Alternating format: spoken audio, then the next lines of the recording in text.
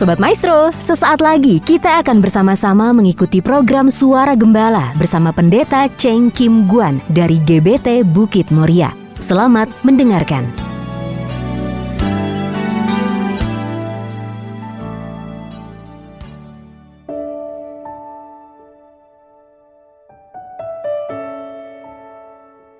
Shalom Sobat Maestro dimanapun berada. Kembali melalui program Suara Gembala, saya Pendeta Cheng Kim Guan ingin mengajak kita umat tebusan Tuhan, anak-anak Tuhan, untuk merenungkan beberapa ayat firman Tuhan yang akan kita awali terlebih dahulu dengan doa. Mari kita masuk di dalam doa. Maha besar Allah pencipta khalik langit dan bumi, Allah yang sangat mengasihi kami, yang kami kenal di dalam nama Tuhan Yesus Kristus. Saat ini kami umat-Mu merindukan untuk bersekutu di dalam kebenaran firman-Mu.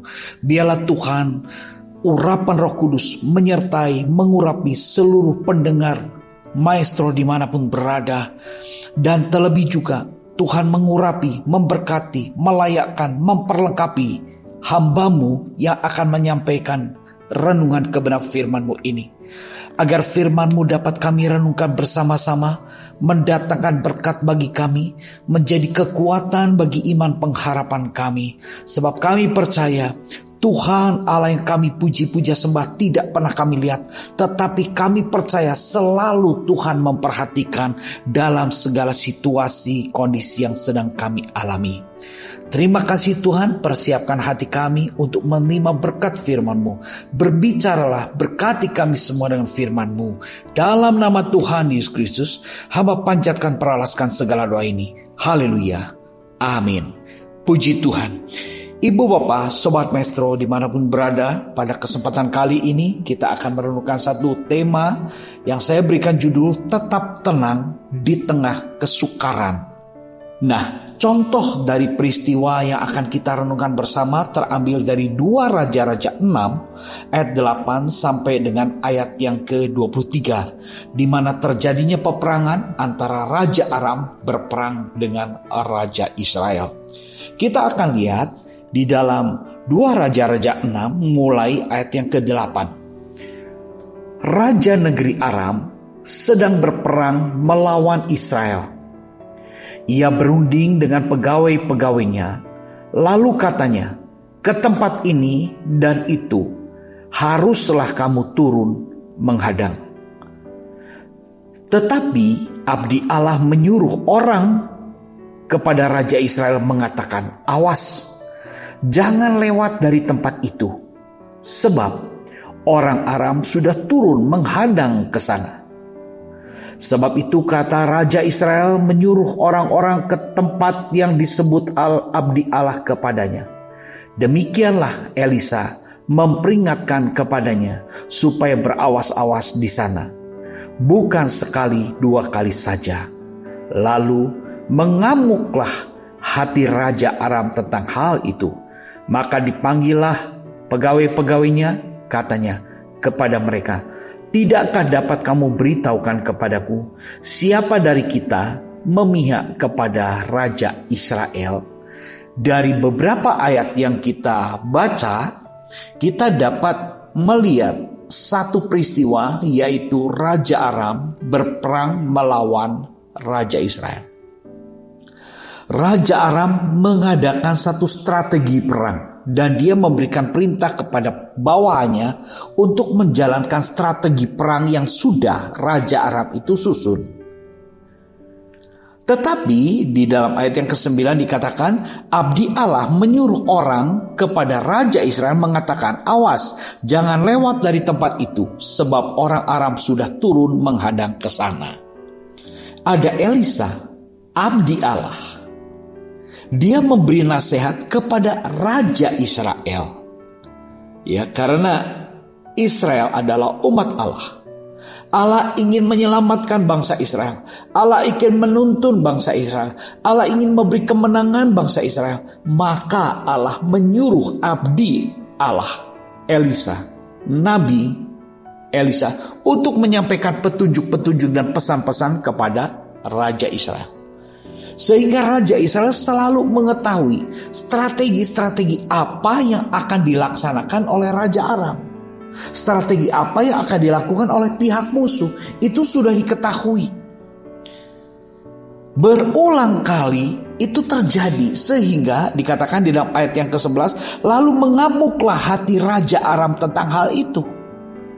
Maka dipanggilnyalah pegawai-pegawainya, katanya kepada mereka, tidakkah dapat kamu beritahukan kepadaku siapa dari kita memihak kepada Raja Israel? Jadi Raja Aram marah. Kenapa kok strateginya, rahasia perangnya kok selalu bocor dan sudah diketahui oleh pihak lawan? Maka Raja Aram berkata kepada para pengikutnya, siapa di antara kita yang berkhianat, yang memberikan informasi kepada pihak lawan? Nah, di dalam ayat selanjutnya, ayat yang ke-12, tetapi berkatalah salah seorang pegawainya, tidak tuanku raja, melainkan Elisa, nabi yang di Israel. Dialah yang memberitahukan kepada Raja Israel tentang perkataan yang diucapkan oleh tuanku di kamar tidurmu. Di dalam ayat 13 berkatalah raja, pergilah melihat di mana dia, supaya aku menyuruh orang menangkap dia. Lalu diberitahukannya lah kepadanya, dia ada di Dotan. Nah, ibu bapak saudara terkasih, salah seorang pengikut daripada Raja Aram, dia tahu gak ada anak buah Raja Aram yang membocorkan rahasia. Tetapi di sana di pihak Israel ada Nabi Allah, ada Elisa yang selalu diberi hikmat oleh Tuhan membocorkan rahasia strategi daripada Raja Aram untuk disampaikan kepada Raja Israel. Dan untungnya Raja Israel menerima pesan, petunjuk, nasihat daripada abdi Allah ini. Sehingga Raja Israel dapat memerintahkan pasukan-pasukannya sehingga tidak bisa terjebak di dalam strategi yang sudah dibuat oleh Raja Aram. Dengan demikian, ketika Raja Aram mengetahui ada Nabi Elisa, maka tujuan sasaran amuk daripada kemarahan hati daripada Raja Aram ini tertuju kepada Nabi Elisa. Ya, pergilah melihat di mana dia supaya aku menyuruh orang menangkap dia. Jadi sasaran amuknya yaitu bukan lagi bangsa Israel, tetapi mau menangkap satu nabi, yaitu Elisa. Di dalam ayat yang ke-14, 2 Raja-Raja 6 ayat 14, maka dikirimnyalah ke sana kuda serta kereta dan tentara yang besar. Sampailah mereka pada waktu malam, lalu mengepung kota Dotan, kota di mana Elisa berada. Itu yang dilakukan oleh Raja Aram. Nah, kita akan melihat di mana Elisa, abdi Allah, dia mengabdi kepada Allah. Dia memperkatakan benar tentang apa yang harus dia sampaikan kepada Raja Israel untuk penyelamatan pihak Israel dari serangan Raja Aram. Tetapi akhirnya sasaran amuk daripada Raja Aram tertuju kepada pribadinya.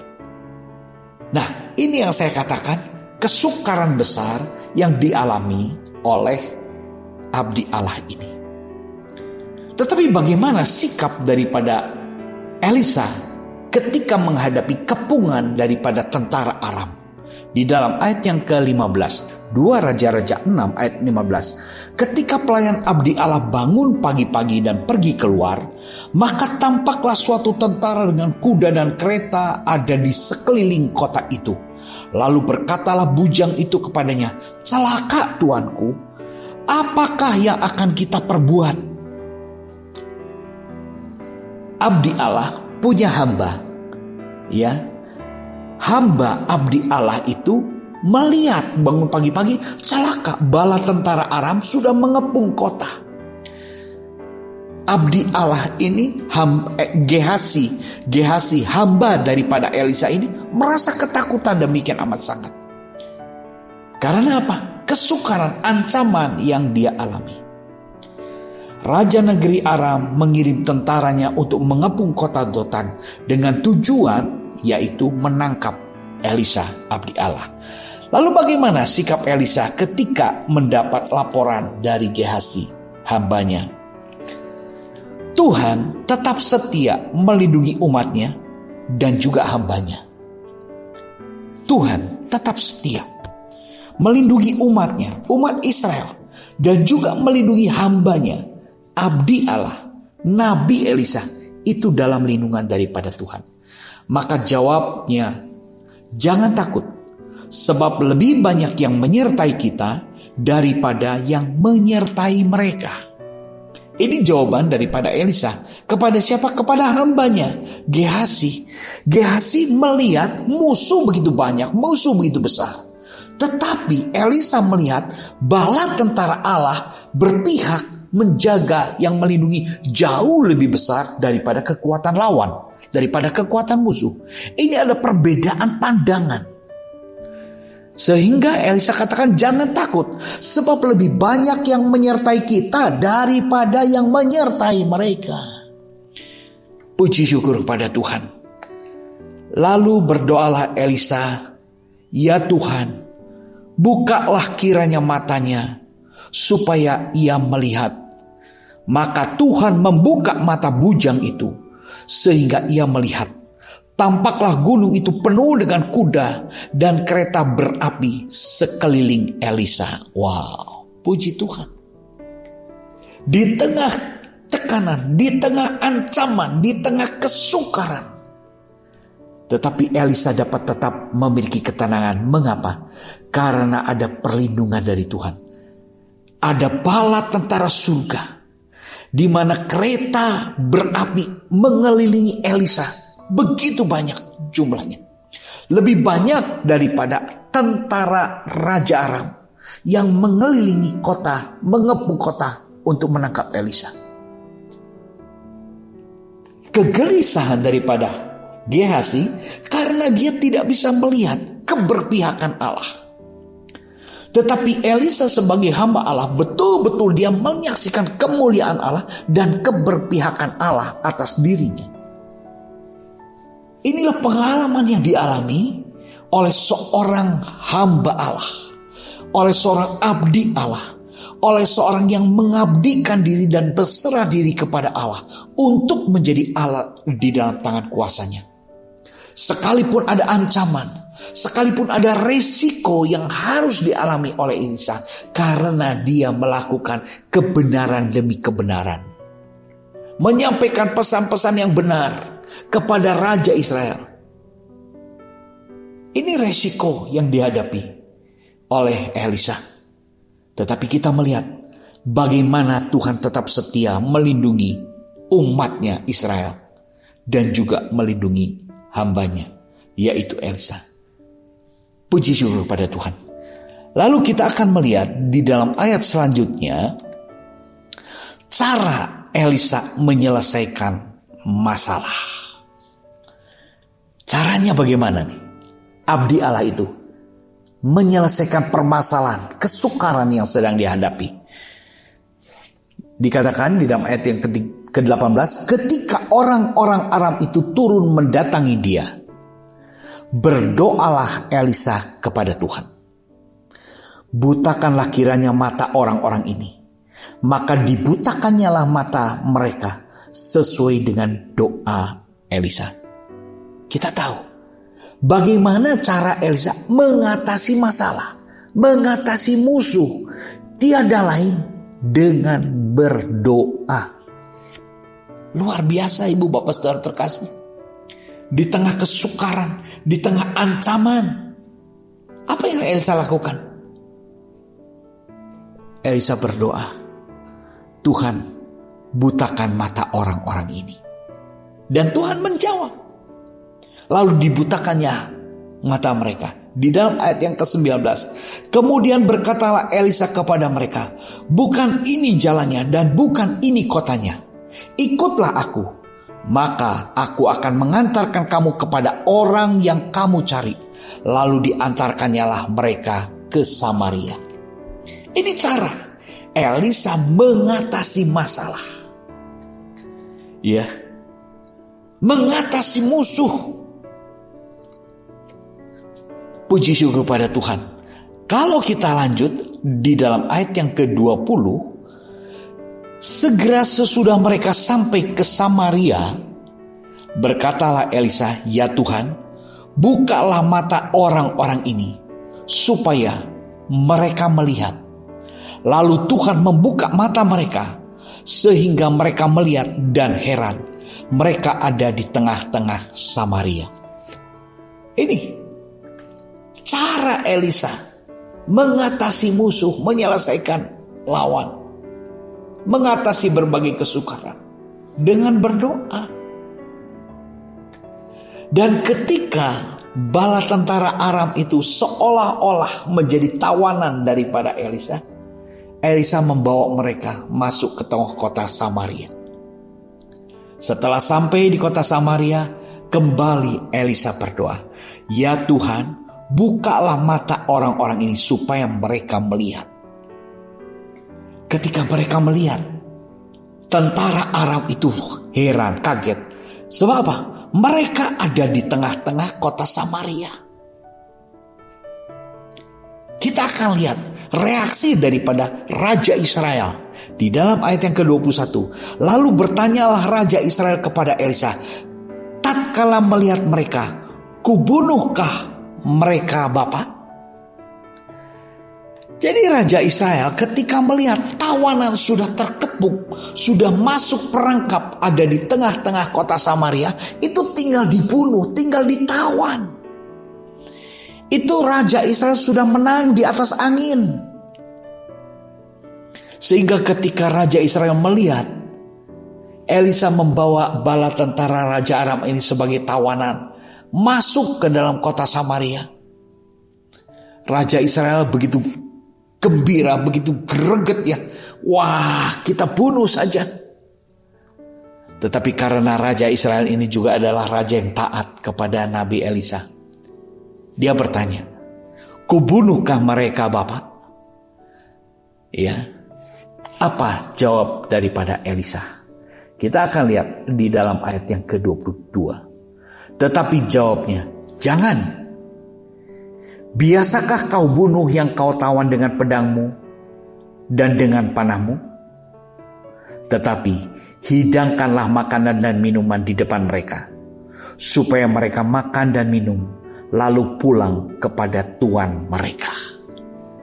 Ini perlakuan daripada Elisa. Dia memperlakukan tawanan tentara orang Aram itu dengan tindakan-tindakan yang penuh cinta kasih. Elisa tidak menyuruh Raja Israel untuk membunuh, membinasakan. Tetapi Elisa katakan, kasih mereka makan. Beri mereka makan minum.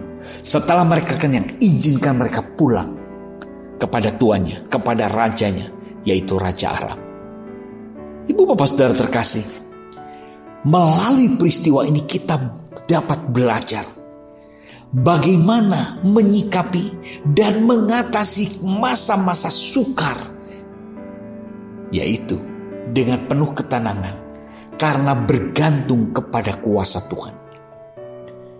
Orang yang senantiasa mengandalkan Tuhan, orang itu akan selalu merasakan keberpihakan Tuhan, selalu merasakan pertolongan Tuhan. Sebagaimana Elisa, dia tetap tenang sekalipun musuh mengepung kota Dotan. Berbeda dengan apa yang dialami oleh Gehasi. Gehasi melihat masalah yang besar, tetapi Elisa melihat pertolongan Tuhan jauh lebih besar. Puji syukur pada Tuhan. Ini yang membuat Elisa dapat tetap tenang menghadapi situasi yang sangat menyulitkan dan mengancam tentang keamanan dirinya sendiri. Sekalipun dia dalam keadaan terancam, dia tetap tenang. Dan dia tetap melakukan kebenaran demi kebenaran. Dia melakukan cinta kasih demi cinta kasih. Sekalipun musuh seolah-olah sudah tertawan, tidak dibinasakan, tapi mereka dijamu, diberi makan sepuas-puasnya, diberi minum, lalu diizinkan mereka pulang. Di dalam 2 Raja-Raja 6 ayat yang ke-23, disediakannyalah bagi mereka jamuan yang besar, maka makan dan minum mereka. Sesudah itu dibiarkannyalah mereka pulang kepada Tuhan mereka.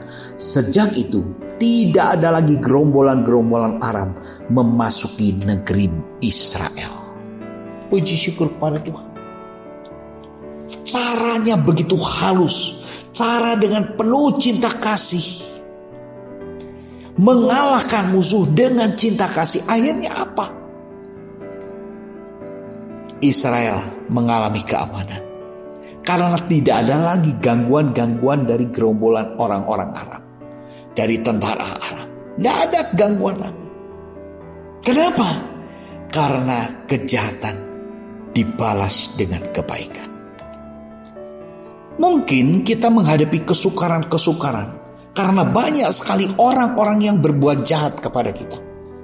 Kompetitor-kompetitor kita, pesaing-pesaing kita. Karena kita harus menyadari dan mengakui bahwa hidup dalam dunia ini adalah hidup yang penuh dengan persaingan. Karena orang makin memusatkan pada kepentingan pribadinya, dia makin begitu ganas di dalam era persaingannya. Begitu curang, menghalalkan segala cara. Mungkin kita bisa alami hal yang demikian, Ibu Bapak Saudara terkasih. Tetapi melalui perenungan ini ingat, cara-cara kita bertindak menghadapi permasalahan demi permasalahan. Tetap andalkan Tuhan. Tetap percaya kepada pertolongan Tuhan. Tuhan peduli, Tuhan mau terlibat, dan Tuhan berpihak membela kita. Sebagaimana Elisa melihat ada perlindungan bala tentara surga, kereta berapi mengawal melindungi Elisa. Dan sebagai pemenang, dia melakukan kebajikan demi kebajikan. Tentara musuh dijamu makan. Setelah mereka kenyang, diizinkan pulang dengan tanpa aniaya, tanpa tekanan, tanpa kekerasan. Sehingga dengan cara demikian dikatakan sejak saat itu tidak ada lagi gerombolan-gerombolan Aram memasuki negeri Israel. Nggak ada gangguan lagi bagi Israel. Kenapa? Karena kejahatan dibalas dengan kebaikan. Puji syukur kepada Tuhan. Cara-cara demikian kalau kita pikir secara rasional rasanya sudah tidak mungkin. Tetapi mujizat tetap ada, akan dinyatakan bagi orang yang berpihak dan mengandalkan Tuhan. Tuhan punya cara untuk memberikan pertolongan pada kita semua. Memberikan kebebasan pada kita semua. Bahkan memberikan kemenangan kepada kita semua. Ketika kita betul-betul mengandalkan Tuhan. Puji syukur kepada Tuhan. Ibu Bapak Saudara terkasih, biarlah melalui renungan firman Tuhan pada saat ini, kita betul-betul diteguhkan, kita betul-betul dikuatkan, kita betul-betul mau minta hikmat daripada Tuhan, kita betul mau berserah kepada Tuhan, bergantung mengandalkan kuasa Tuhan. Pertolongannya tepat pada waktunya. Kita tidak perlu bertindak dengan cara kita. Mari kita lemah lembut dan taat, peka akan cara Tuhan di dalam mengatasi berbagai-bagai masalah kesukaran yang sedang kita hadapi. Sehingga kita tetap tenang sekalipun di tengah badai kesukaran. Jadilah pemenang sebab Tuhan berpihak kepada kita. Puji Tuhan, Tuhan memberkati. Mari kita berdoa. Terima kasih Tuhan untuk beberapa ayat firman-Mu yang telah kami sama-sama renungkan. Hamba-Mu berhenti bicara tetapi firman-Mu hidup. Karena kuasa Roh Kudus akan terus berbicara memberkati setiap kami yang saat ini bersekutu dengan kebenaran firman-Mu. Dan memberikan pertolongan kekuatan bagi kami semua agar kami tetap mengandalkan Tuhan. Kami tetap menang atas setiap permasalahan kami hadapi bersama dengan Tuhan. Terima kasih Tuhan, terima kasih Bapa. Dalam nama Tuhan Yesus Kristus sama panjatkan perangkat segala doa ini. Haleluya. Amin.